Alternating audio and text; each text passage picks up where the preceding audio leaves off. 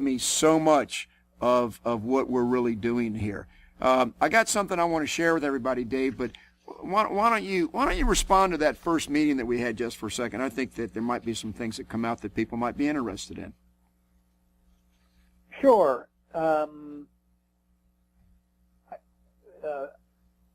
Society, only gets better if we each, either bigger levels or smaller levels, do what we can to make it a little bit better. And I really absolutely believe that. And to those who have been given a lot, much more is expected. I've been incredibly fortunate in so many ways, and this last piece I've been, by luck, I've been fortunate to create with others, a lot of other people and capital, to build technology that is truly great. It's my company and our part of the company, but it's great technology that can be used and directed at helpfully connecting people to solve problems. And I look at that as a blessing. I still have to take our technology and license it enough and sell it enough to pay the bills and go forward. But when we run into things like nonprofits who don't have the capital and don't have the means, we can be very, very helpful in bringing the technology and not charging them and hosting it. And hopefully if they get big enough and they can, pay for the hosting and pay for the support, that will be great. That helps out. But until they get there, we can be very, very helpful. So a little bit of dollars goes a long way. But having said that, we believe that even nonprofits and for-profits have to find a way to be sustainable. We don't always want to keep going back and asking for people to keep giving donations and charities, and you need those to get started. In a for-profit business, you call them investors. And the whole idea is to get your investor to help you get started, and then you pay them back. Well, that mindset should be the same with nonprofits. You need foundations and grants and charitable people to help you get going, but in running a nonprofit, I would argue you always need to be figuring out how do we make it so we have to keep asking less and less of them. They might have to keep helping us for a long period of time, but hopefully they help us less. And so we do a lot with these mixes of organizations, nonprofits, governmental agencies, municipalities, big businesses, and we're always trying to find the solution where people are willing to put some money in because they're getting value from it. And so we're still trying to figure out that exact formula at Right Thinking. We're still very, very need donors and grants and foundations to help out because the business model isn't near as clear as starting something like Facebook. Dave, that's absolutely beautiful. That's the Dave that I know and love. And if you listen to the shows that I told you that Dave's already done with me, that comes out in every single show. And Dave has been such a blessing to me and to Right Thinking. The technology he's got, he's been very kind of humble so far in today's show. His technology is all over the world. I know that he's got huge installations in Australia. He's got programmers in India. It's an international company, and Dave's background that we're not going to highlight right now is done some of the largest deals that I've ever seen anybody's been involved in. So for Dave Richards and Concursive Corporation to bring Right Thinking Foundation under their umbrella has been just a true blessing to Right Thinking. But it's also a blessing for all the returning citizens that Right Thinking is out there trying to reach. And so I remember in that first meeting, just to be kind of like right to the point, I came up to Dave and I said, Dave, you're a guy that does billion with a B, billion-dollar deals, and I just do million-dollar deals. And he kind of laughed. Well, as life goes on and we get beat up by the world, a couple days ago I said, yeah, Dave, things have changed a little bit. You're doing $500,000 deals, and I'm doing 50-cent deals. Yeah, but we're still out there trying to give it away, We still want to help other people. So with that said, Right Thinking Foundation has grown tremendously over the 6 years, and the mere fact that a few other people have gotten on board that truly believe in it as much as Dave and I do. Dave was the very first partner of Right Thinking, and the fact that he can talk like he did about best practices and all these other things. See, I'm more of a street savvy kind of a guy that's out there, school of hard knocks, been kicking along. But Dave has gone through a lot of the same stuff I have. He's a hard-working guy. His stories talk about clam digging on boats and things and whatever. He's done his share. He's washed dishes in restaurants, and he's been around. But Dave's also been into prison with me about 16 times, and he's taken an interest in actually doing programs. And he came up with a program, was Win That First Job, and it's interview techniques. And I adopted that into my curriculum that I teach. And where I get this one technique that I give people about when you go for that job interview, you have got to separate yourself from the pack. You've got to get them to engage with you.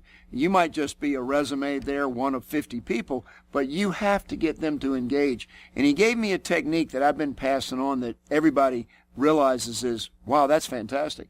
Just go online the night before the interview and spend 5 or even 10 minutes just looking at the company so that when you're in that interview, you can throw that at the person interviewing you if they haven't engaged with you yet. You can just give them about 2 minutes, and if they haven't engaged, say, I was on the internet last night just looking at the company, researching it, and I saw that your company's been around for 35 years. I mean, I'm really impressed. I didn't know it was been around that long.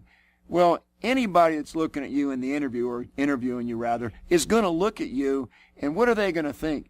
They're going to think, well, maybe there is something about this person. That shows some initiative, that they did some homework and stuff. But that's the kind of thinking that Dave has given me. And so that's just a little tangent. But what I want to say is that, so in the very beginning, Dave took his knowledge that he had, the high level stuff, and he started giving me presentations to do. And one of those presentations was just my logo. We put that into a slide that he gave it to me. He put together the 3 pillars of success that we all need, and it's on my logo. In order to be able to succeed in this life, you got to have a place to live. We call that home. And you got to have an income. You got to be able to support yourself. We call that work. But you have to be part of community. You have to be connected with other people. And so the logo actually has home, community in the center, and work. It's exactly to the letter what we set out to do. Let me just read some of this for a second so people will understand what Dave and I do together.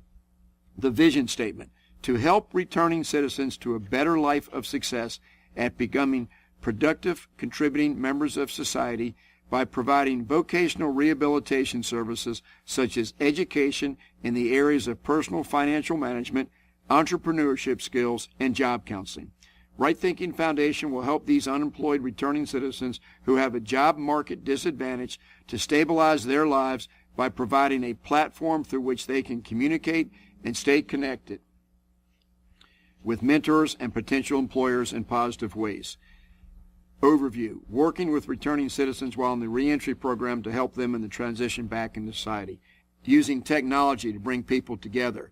Will help returning citizens get employment. Will provide mentors to stay connected with returning citizens. Win Lewis, that was on the show, episode 58, on agape love. Win is heading up the pilot program at his church that is going to be training the volunteer advocates as we recruit people into Right Thinking Foundation to join using the Connect platform, where we can have community, we can build online communities that will extend from online to outside of online, where we can introduce them to real people as our volunteer advocates work to get them connected with jobs and interviews and things like that.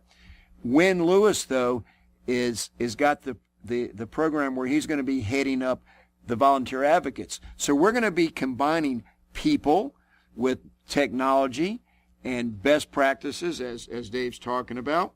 And we're going to have people that need a second chance, people that need people to be there for them. We're going to bring it together, that Right Thinking Foundation has a different approach through being able to reach out to people and provide them friendship and community and teach them things that they need to know about how to reconnect with other people.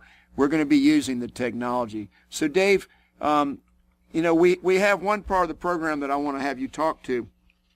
You gave me the Right Thinking Foundation model.